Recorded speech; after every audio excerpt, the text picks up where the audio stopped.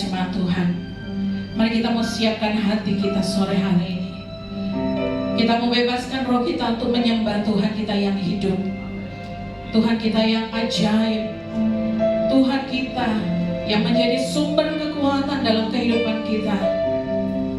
Terima kasih Yesus. Haleluya Yesus. Bapa, kami datang di hadapan-Mu Tuhan. Kami merendahkan hati kami karena kami tahu Engkau pemilik kehidupan ini Tuhan. Sore hari ini Bapa, kami mau datang menyembah Engkau. Kami mau datang memuliakan Engkau. Karena kami tahu Tuhan, kami beroleh kemenangan di dalam penebusan darah-Mu. Sore hari ini Bapa, kami bersama-sama mau menikmati hadirat-Mu. Karena dalam hadirat-Mu Tuhan ada kesembuhan, ada pemulihan, dan ada kelepasan bagi setiap kami yang percaya. Terima kasih Tuhan Yesus. Mari beracara atas ibadah kami pagi hari, siang hari ini Tuhan. Jamah hati setiap kami, lawat kami dengan kuasa-Mu Roh Kudus. Terima kasih Tuhan. Dan biarlah Tuhan kehendak-Mu yang jadi atas ibadah kami. Di dalam nama Tuhan Yesus, mari yang siap menyembah Tuhan sama-sama katakan amin.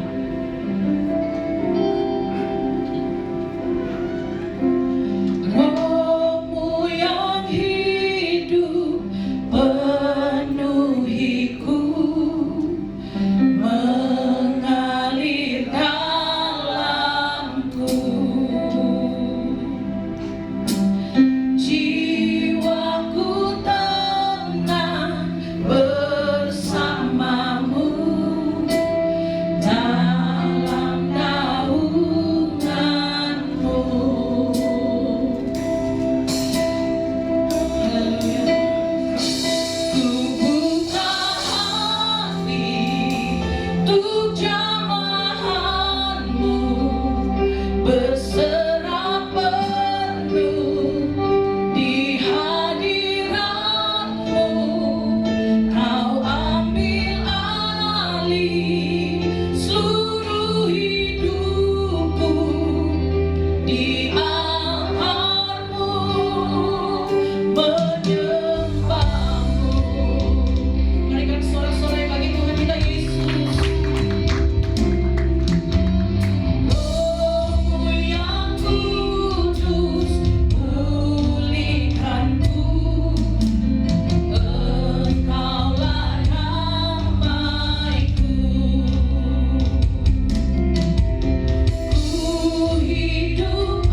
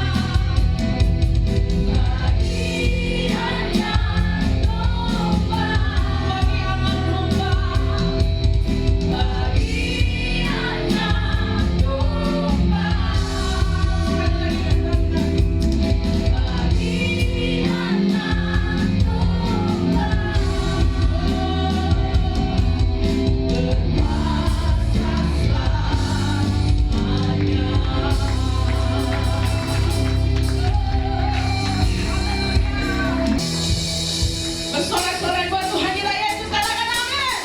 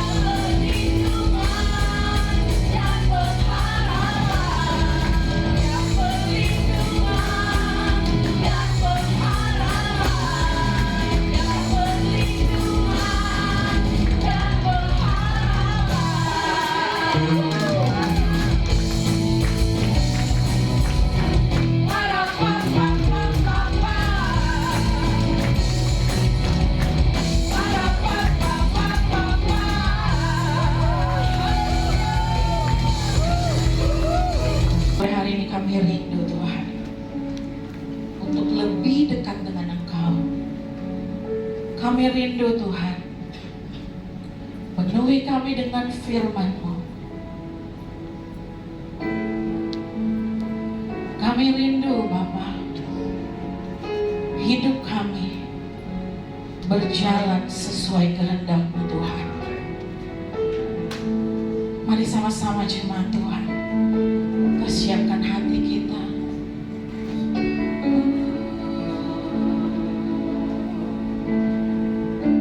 Mari kita katakan, Tuhan aku rindu,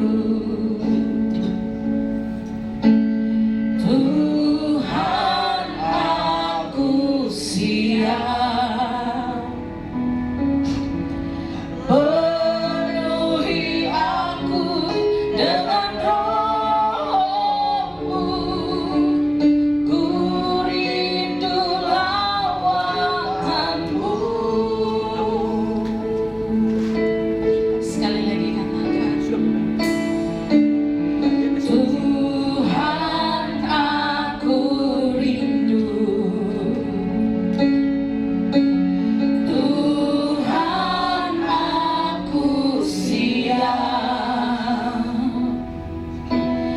penuhi aku dengan roh-Mu, ku rindu lawatan-Mu,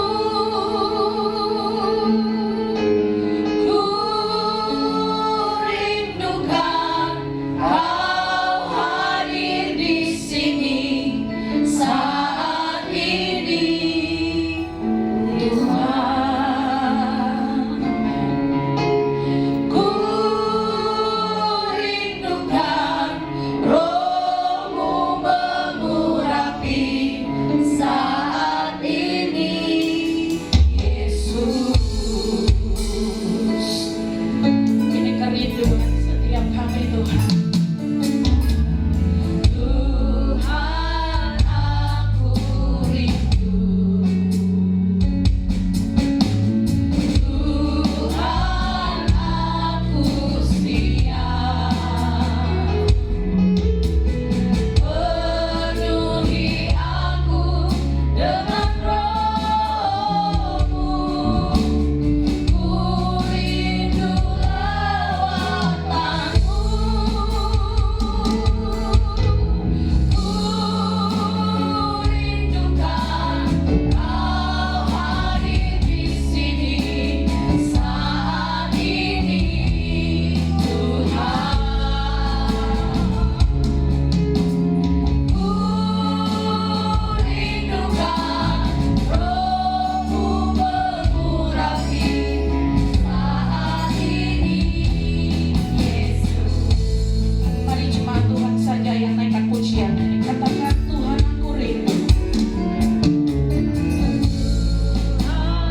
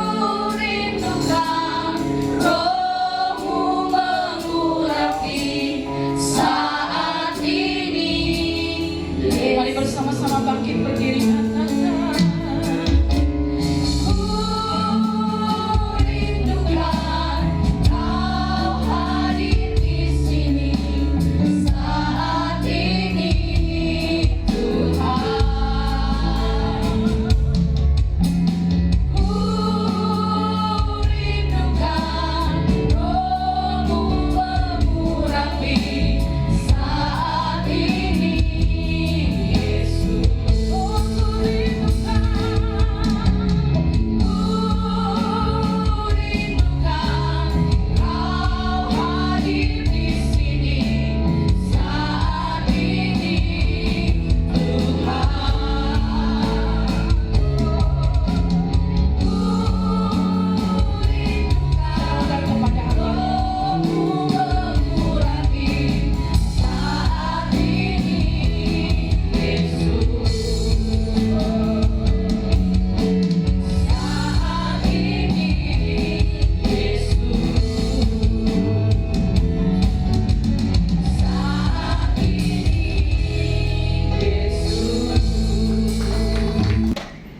Kita baca dalam Lukas pasal 2, ayatnya yang pertama sampai ayatnya yang ke-20.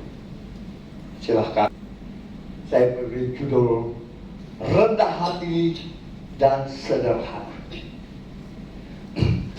Kalau kita membaca sebelumnya, kita menemukan beberapa pribadi-pribadi yang di dalam Alkitab ini tentang kerendahan hati mereka. Yang pertama tentu kita tahu Yusuf dan Maria. Awalnya Yusuf itu mau meninggalkan Maria karena dia pikir, kok kita belum bersetubuh, kok bisa hamil, bikin malu. Tapi karena suara Tuhan mengatakan, jangan tinggalkan dia, tapi ambillah dia sebagai istrimu yang sudah mengandung, bukan karena hubungan dalam, tapi pribadi Roh Kudus yang membuat dia mengandung. Secara jujur, kalau kita orang-orang yang keras hati, seperti misalnya si Yusuf, dia nggak mau dong, dia malu, ya. Tapi dia taat, dia rendah hati, sehingga dia menerima apa perkataan Tuhan kepada dia. Begitu juga Maria. Makanya di sana Maria menyimpan sesuatu hal, ya. Itu hal yang pertama kita ketemukan dari analisa saya, bahwa Maria dan Yusuf itu adalah orang yang rendah hati, ya. Kalau kita mungkin secara jujur, secara manusia tidak akan menerima hal itu, ya. Sudah hamil, belum nikah, ya. Tapi karena Tuhan berfirman kepada mereka, maka mereka taat saja. Karena ada kerendahan hati, maka tahu bahwa yang mereka sembah, maka percaya itu adalah Tuhan, ya. Dan di sana jelas sekali ada kerendahan hati daripada Yusuf dan Maria. Hal yang kedua yang saya ketemui secara analisa saya, di sana pertama-tama berita kelahiran Yesus diterima oleh gembala-gembala. Ya. Saat itu mereka diberitakan oleh Tuhan bahwa ada kelahiran anak Yesus Kristus. Mereka datang ke sana berbondong-bondong. Nah, pertanyaannya bagi saya, kenapa gembala-gembala itu yang pertama diberitakan kepada Tuhan bahwa ada kelahiran di sana? Saya percaya gembala-gembala itu adalah orang yang memberikan nyawanya bagi dombanya, dan dia sederhana dan tidak mengenal apapun juga. Oleh sebab itu, Daud waktu dipilih, ya, siapa disuruh mengurapi? Daud dipilih. Kenapa? Daud itu seorang pengembala domba, ya. Dia murah hati, sabar, ya. Dan seperti Yesus itu dijadikan gembala agung, gembala yang baik. Itulah teladan-teladan yang saya dapat analisa dari pembacaan kitab ini. Kenapa domba-domba, kenapa gembala-gembala yang diberitakan dulu? Ya, karena gembala itu siap sedia, kapan waktu aja dia mengembalakan dombanya, dia memberi makan, ya. Bahkan dia mau berkorban demi domba-domba itu. Saudara tahu, kalau saudara berjalan kadang di pinggir-pinggir jalan poros, itu banyak kerbau atau apa, tapi yang utama itu gembalanya yang mengembalakan. Dan jangan main-main kalau saya lihat di belakang, ya. Mereka bawa parang, saudara, itu apa? Kalau ada yang coba-coba mungkin bikin kerbaunya, ya, jawabannya parang, saudara. Nah, mungkin itulah sebabnya gembala yang diutamakan disampaikan. Karena Yesus, Tuhan tahu bahwa gembala itu rela berkorban untuk gembalaannya, ya. Dan sangat sederhana, ya. Mereka tidak sombong. Mereka mungkin berpenampilan seperti apa, Buktinya Daud kan dipilih sama Tuhan karena dia modelnya seperti itu. Hatinya yang Tuhan mau lihat ya. Nah itu. Nah, terlepas dari itu kita masuk dalam pembahasan kita ya. Di ayat 7 dari pembacaan kita, ayat 7 berbunyi demikian. Dan ia melahirkan seorang anak laki-laki, anaknya yang sulung, lalu dibungkusnya dengan lamping dan dibaringkannya di dalam palungan, karena tidak ada tempat bagi mereka di rumah penginapan. Bayangkan seorang raja, raja di atas segala raja. Harusnya secara manusia, wah, mana ada sejarah orang raja di dunia ini mau melahirkan di kandang dengan palungan ya. Tapi Kristus lahir dalam sebuah kandang, saudara ya. Suatu tempat di mana ternak dipelihara ya. Kandang itu barangkali merupakan sebuah gua, dan palungan itu sebagai tempat makanan bagi ternak. Saya membayangkan ayam saya, saudara. Saya suka pelihara ayam ya. Dan itu tempat makanannya ayam saya. Ya kira-kira begitulah ya. Kandangnya ya seperti begitulah. Tuhan Yesus lahir di sini. Nah, kelahiran Sang Juru Selamat merupakan peristiwa terbesar dalam segenap sejarah. Seperti tadi saya katakan, mana ada seorang raja yang mau lahir di kandang? Nggak mau kan? Semuanya, wah, pilih.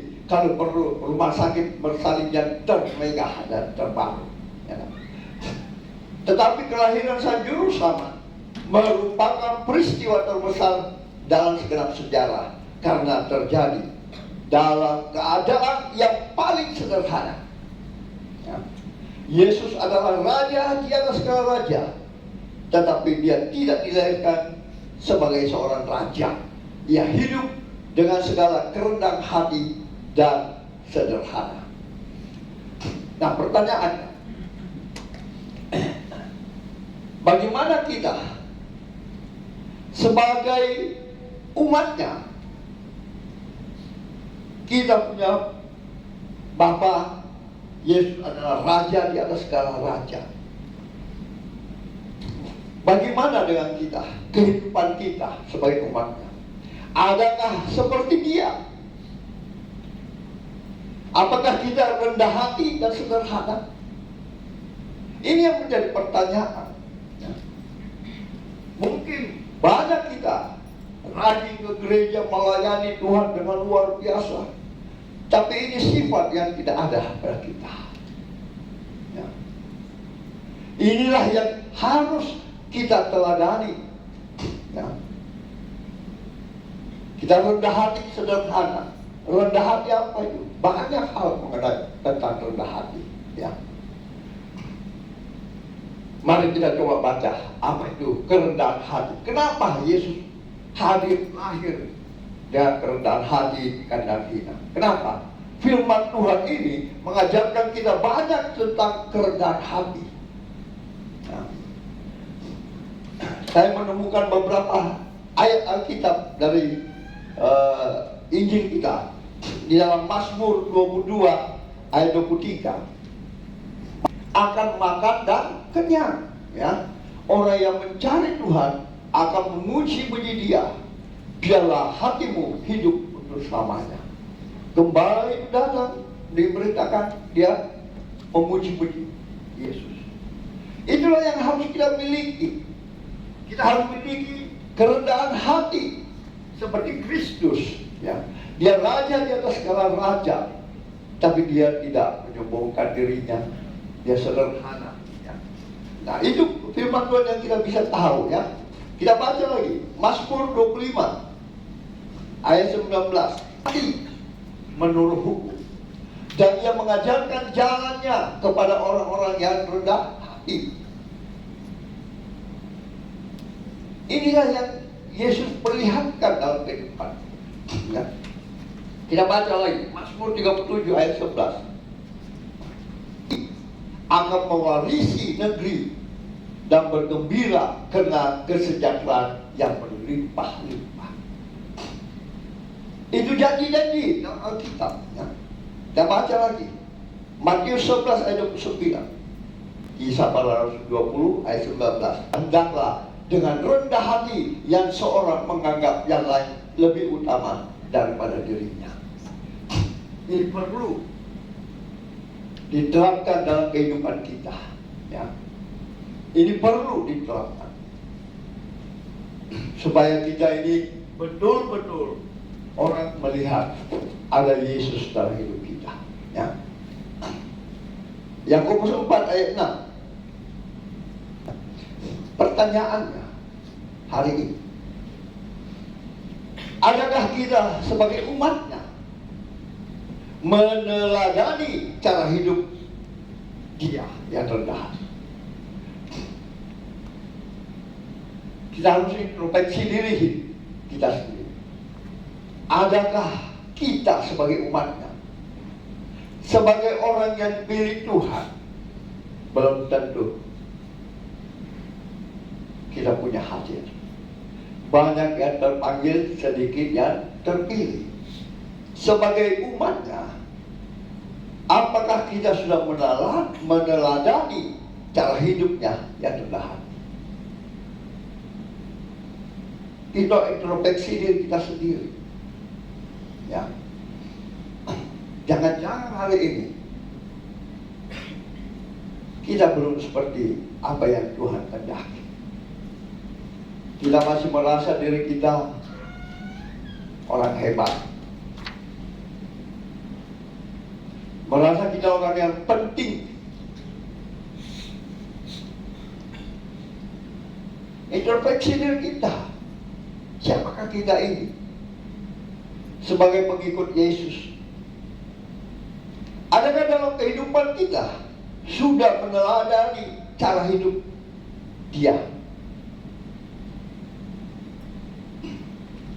Mari hari ini kita sadar kita harus sudah mendekat memperingati hari kelahirannya. Apakah dalam hidup kita ini sudah meneladani cara hidupnya? Atau kita masih merasa kita yang terhebat, yang terbaik, yang paling hebat? Kalau belum, hari ini bertobat. Jangan-jangan kita dipanggil tapi tidak terpilih.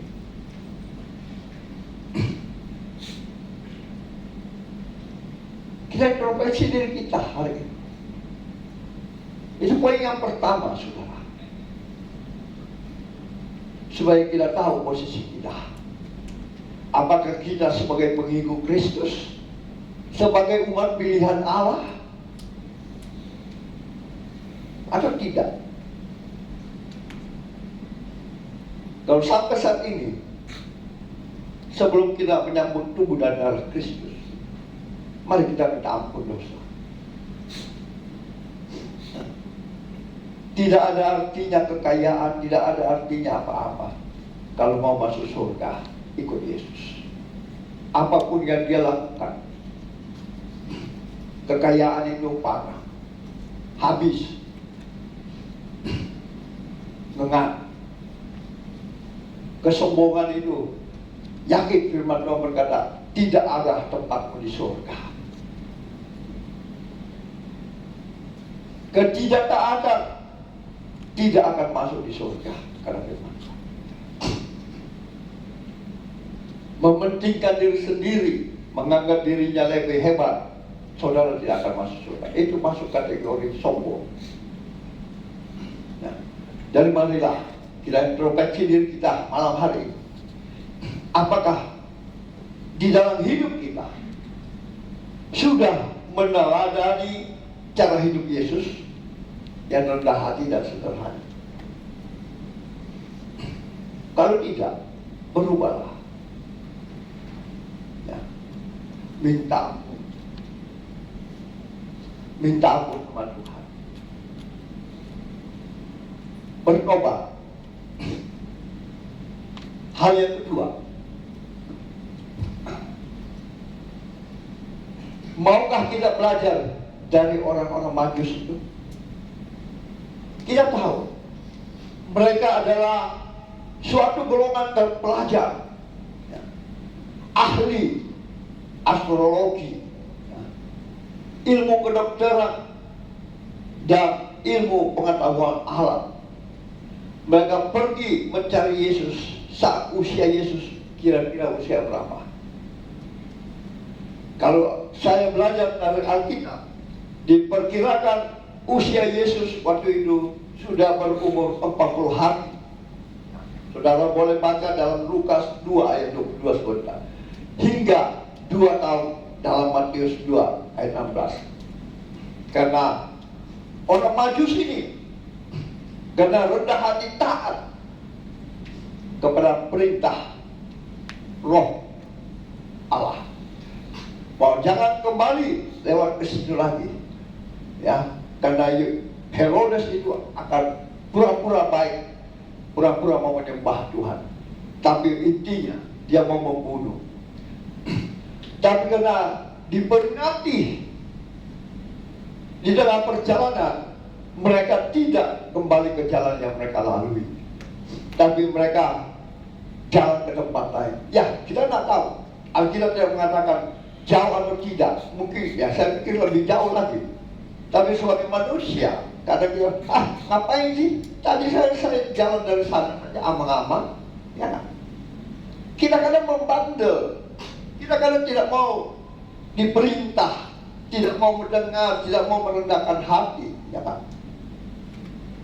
Kalau orang-orang Majus ini, kalau dia keraskan hati atau tidak mau mendengar perintah dari Tuhan, dia akan kembali lewat jalan yang ditunggu sama Herodes. Tapi dia tahu yang mengajar dia itu siapa. Ya, dia dengar, dia taat. Padahal dia orang terpelajar kan, ya, ada ahli bintang dan segala-galanya. Ya.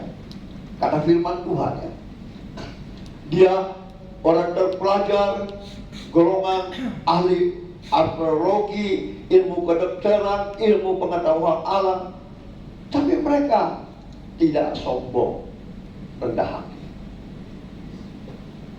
Ya kan? Mereka dengar suara itu bahwa jangan lewat situ, maka mereka berjalan, cari jalan lain sesuai petunjuk daripada Roh Kudus. Adakah di hidup kita seperti begitu? Mungkin kita merasa kita hebat, terpelajar, atau ahli, atau sudah belajar Alkitab sekian tahun, puluhan tahun, atau sejak lahir, sebelum lahir, pas dalam kandungan. Adakah kita seperti itu? Mari kita belajar seperti orang Majus ini. Dia orang hebat, terpelajar, tapi dia mau dituntun oleh Roh Kudus. Nah, jadi usia waktu itu diperkirakan ya 40 hari sampai 2 tahun usia Yesus waktu dia datang bertemu dengan Yesus. Mereka tahu Yesus layak menerima penghormatan sebagai raja dari seluruh umat manusia. Mereka orang terpelajar, orang kaya, ya, tapi mereka tahu, mereka datang mencari siapa yang sebetulnya ini. Itulah raja di atas segala raja. Ya, mereka tahu Yesus layak memperoleh penghormatan sebagai raja dari seluruh umat manusia. Ya. Mereka bertemu dengan Yesus, lalu sujud menyembah dia dan mempersembahkan kepadanya apa? Semua pasti tidak tahu. Apa yang dia persembahkan pada Yesus, orang Majus?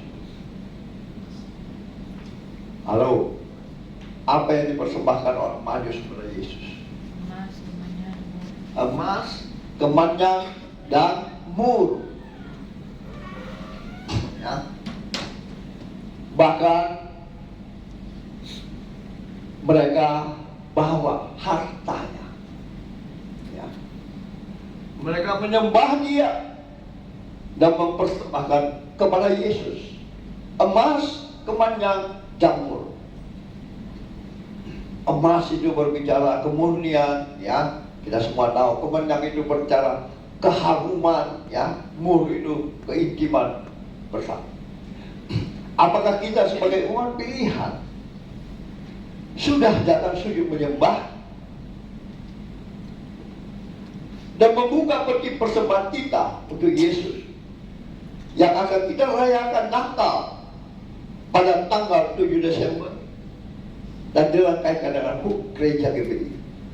Adakah kita sudah membawa peti persembahan kita, harta tempat harta kita, seperti orang Majusi?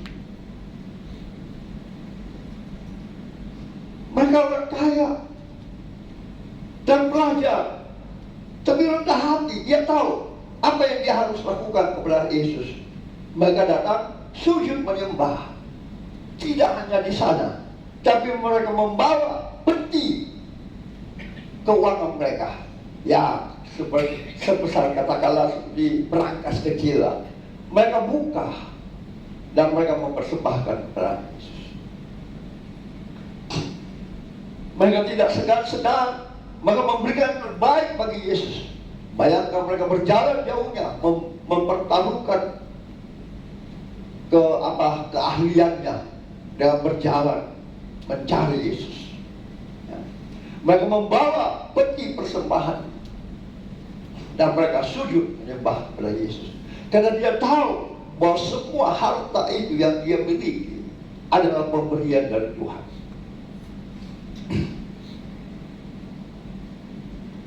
Dia datang membuka persembahannya, memberikan kepada Yesus emas, kemenyan, dan mur. Apakah kita sebagai umat pilihan sudah datang sujud menyembah, membuka persembahan kita untuk Yesus yang akan kita rayakan Natal pada tanggal 7 Desember? Ya. Apakah hati kita, kekayaan kita sudah bawa datang kepada Tuhan? Kita sujud menyembah Dia. Apakah kita sudah membuka berangkas kita, membawa emas, perak, dan mur, mempersembahkan kepada Dia? Introspeksi diri kita, supaya kita tahu bahwa kita jangan sombong karena harta kekayaan. Tidak ada yang kekal, tidak ada yang bawa mati.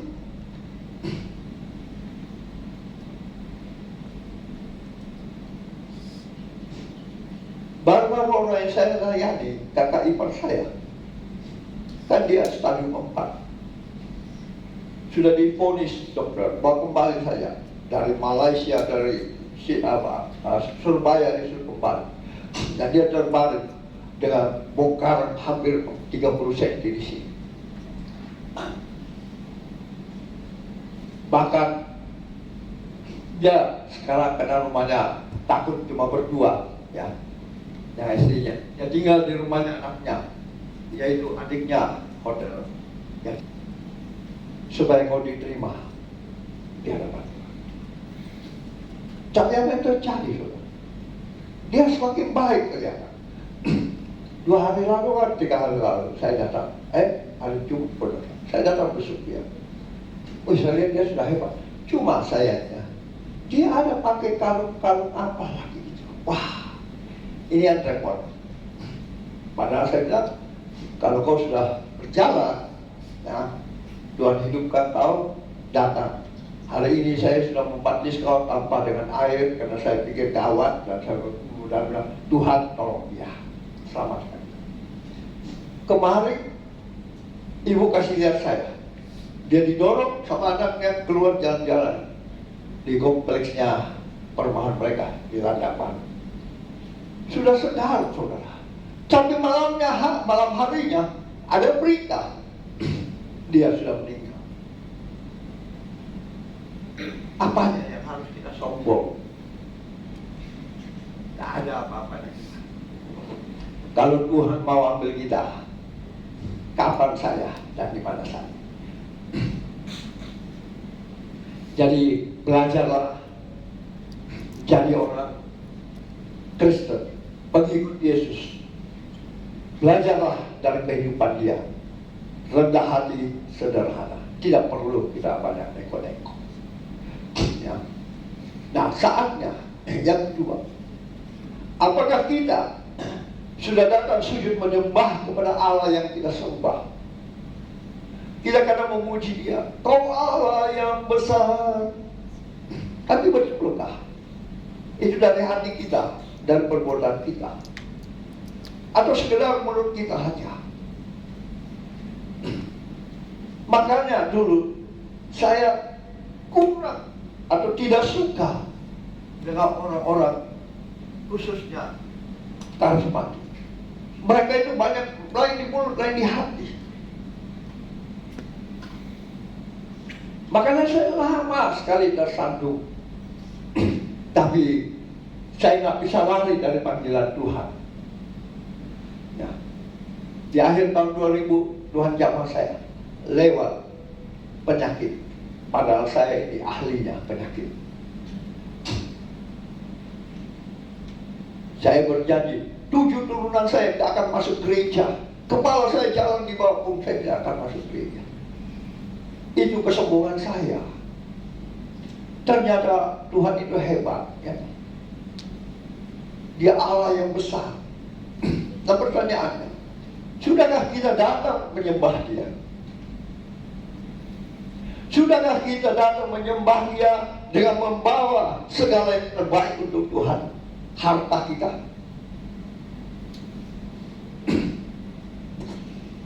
emas, kemurnian, kemenyan, jamur yang bau harum di hadapan Tuhan. Kita introspeksi diri kita, ya, supaya kita bisa dilihat orang. Lewat apa? Lewat perbuatan kita, lewat hidup kita. Itu sudah nyata, nggak usah cerita tentang kebenaran firman Tuhan. Kalau hidup kita sendiri tidak seperti apa ini Tuhan kehendaki. Orang Makassar bale-bale cari naloppo. Kita mau mengajar orang begini, tapi tidak ada yang menjadi pelaku firman Tuhan. Kita sendiri tidak menjadi pelaku firman Tuhan. Bagaimana kita menjadi contoh yang baik? Kita tidak memberikan terbaik untuk Tuhan. Kita tidak membawa emas dan perak, kemenyan dan mur kepada Tuhan. Apa buktinya kita mengasihi Tuhan? Di mana? Gak usah kita banyak belajar begini, dengar firman Tuhan di sana di sini. Kita tidak jadi pelaku firman. Minggu depan kita sudah merayakan hari kelahiran Yesus. Adakah kita benar-benar sujud menyembah Dia dan mempersembahkan yang terbaik untuk Tuhan? Itulah menandakan bahwa kita rendah hati, percaya kepada firman Tuhan, percaya bahwa Dialah pemberi segala-galanya, berdaulat atas hidup kita, atas segala usaha pekerjaan kita, atas segala yang kita miliki. Itu milik Tuhan. Kadang kita bohong banyak, ngajar orang begini, bohongnya bukan main. Belajarlah hari ini. Belajar dari orang Majus. Datang kepada Tuhan Yesus, sujud menyembah Dia, tidak main-main dalam ibadah, betul-betul menyembah dia, ya, dengan membawa persembahan yang terbaik kepada dia. Ya.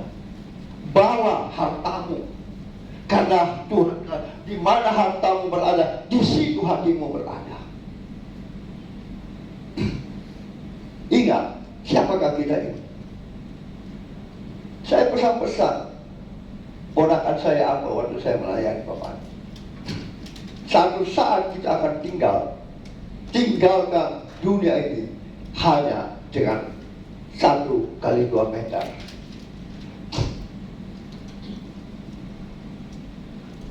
Adakah kita sebagai orang percaya yang kita katakan kita umat Tuhan, kita punya Allah yang dahsyat, adakah hari ini kita sujud menyembah Dia dengan membawa persembahan yang berkenan di hadapannya, kemurnian, keharuman? Adakah kita introspeksi diri kita sekarang?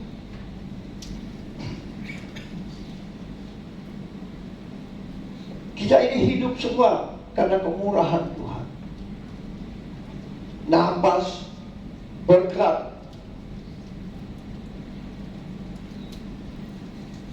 mari kita belajar daripada orang manusia. Saya percaya ini adalah teladan yang terbaik dalam mengikut Kristus. Membahas kemenyan dan mur, dia membuka persembahannya karena dia Allah yang melihat hati. Jangan kira kita ini bisa main-main sama Yesus, sama Tuhan Allah. Kita bisa bodoh-bodohi. Mungkin tentang persepuluhan itu tidak benar. Kita bilang ini persepuluhan.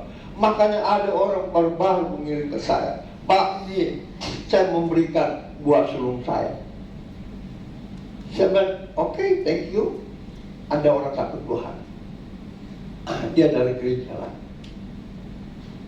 Tapi akhirnya batal, saudara.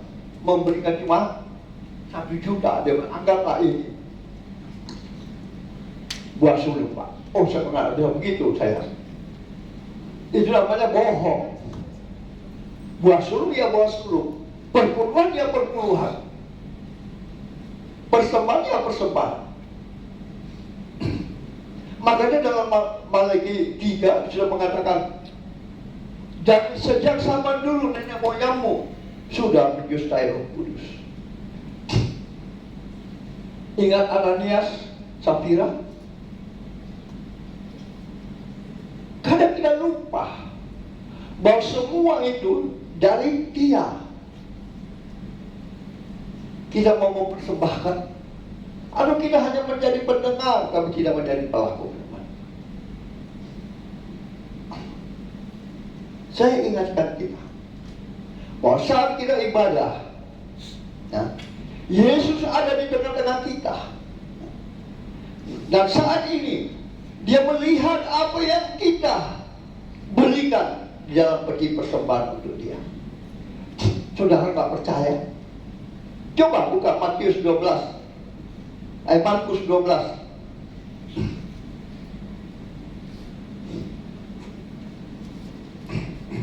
Kita,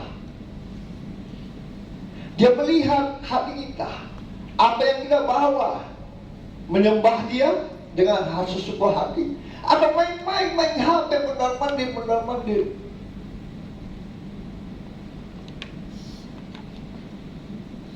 Tanyakan diri kita sendiri. Jangan kira Anda dalam beribadah Dia nggak ada, Dia hadir. Karena apa? Dia hadir di atas pujian penyembahan umatnya. Ya nggak? Saat engkau memuji menyembah Tuhan, Dia hadir. Dia bertahta di atas pujian penyembahan. 2-3 orang berkumpul dalam namanya, Dia hadir. Jadi Dia melihat hatimu. Sudahkah sujud menyembah Dia dengan penuh hati, ya, seperti orang Matius ini, dan sudah memberikan terbaik bagi Dia? Dia tahu. Jangan kira Dia tak ada. ada bersama kita. Coba tadi apa kata firman? Mereka memberi dari kelimpahannya, tetapi janda ini memberi dari kekurangannya. Semua yang ada padanya, yaitu seluruh nafkahnya. Inilah yang harus kita teladani. Ya, nah. Pertanyaannya hari ini, sudahkah kita meneladani orang-orang Majus saat mereka bertemu dengan Yesus? Sudahkah? Saya sudah berkali-kali berbicara, bahkan waktu saya pelayanan di salah satu gereja baru-baru ini. Dia berkata, Pak Frans, tidak ada satupun pendeta berani berbicara tentang persepuluhan. Kok Bapak Frans? Kami juga sebetulnya mau mengucapkan, tapi tidak berani karena dipikir barangkali pendeta kepala yang ambil itu uang. Lalu saya jelaskan, inilah pertama saya bertanya kepada Tuhan waktu saya dipanggil Tuhan. Apa perbedaannya itu persepuluhan dan persembahan? Lantas mereka berkata apa? Iya Pak Frans, gereja saya kecil. Mungkin Bapak punya bahasa, saya enggak, sama, saya punya juga kecil, ya Pak. Tapi kita harus mendidik mereka. Supaya apa? Memberikan persepuluhan itu berdaulat kepada Tuhan, bahwa Tuhanlah pemberi dari segala-galanya. Kita percaya bahwa Tuhan itu sepenuhnya berdaulat atas hidup kita. Yang kedua, untuk apa juga? Untuk kebutuhan pelayanan, penginjilan, diakonia dan segala-galanya, ya kan? Untuk pembangunan gereja. Yang ketiga, untuk dirinya sendiri. Dia betul sekali Pak Frans, ya kan? Dia kan, saya sebagai gembala di sini dan ibu tidak pernah terima uang persepuluhan. Karena apa? Dia masih jadi dosen di UKI Palus, suaminya, istrinya juga pensiunan dari sekolah tinggi apa, dari universitas mungkin. Ya mereka masih bisa hidup. Tapi mereka tidak mau berbicara begitu. Saya bilang ini berbicara kebenaran, kerendahan hati, mau menerima berkat Tuhan, mau mengakui bahwa kedaulatan Tuhan itu atas hidup kita semua, atas semua berkat kita. Kita belajar daripada orang Majus ini. Jangan-jangan nanti kita seperti apa si siapa yang dua suami istri itu, ya. Hati-hati. Kita datang ke gereja, pertama itu sujud menyembah pada Tuhan, memberikan terbaik. Maka apa yang kau tabur, itu yang Tuhan berikan penuaian. Pertanyaannya, betulkah kita sudah meneladani daripada orang Majus ini? Mereka ahli, punya pendidikan tinggi, cukup kaya, maka jalan jauhnya, maka karena rindu bertemu dengan Yesus. Apakah mereka cuma datang begitu? Oh, ini kan Yesus. Mereka tahu Yesus lahir di kandang, di palungan. Mereka sujud menyembah. Mereka membuka kotak harta mereka. Nah hari ini, sedikit lagi, 1 minggu lagi, kita akan merayakan Natal, kelahiran Yesus. Sudahkah kita datang menyembah Dia? Sudahkah kita membawa persembahan yang terbaik bagi Dia? Kemenyan emas, pengakuan hati. Kami percaya, jika Engkau bersama kami, tidak ada masalah yang tidak boleh terselesaikan. Kalau Engkau sudah buka pintu, tidak ada satu yang dapat menutup. Kalau Engkau yang sudah mengangkat kami, tidak ada satu yang dapat merendahkan. Kami percaya Raja di atas segala raja. Berikan kami hati Tuhan, hati hamba, hati yang selalu memegang dan melakukan perintah, hati yang mengasihi, sehingga kami Tuhan boleh menjadi pendengar dan pelaku firman. Karena kami adalah Injil yang terbuka dan tidak ada yang tersembunyi di hadapan. Dan saat ini Kau pun ada bersama dengan kami. Terima kasih Tuhan. Berkati firman menjadi rema dalam kehidupan umat sore hari. Terima kasih.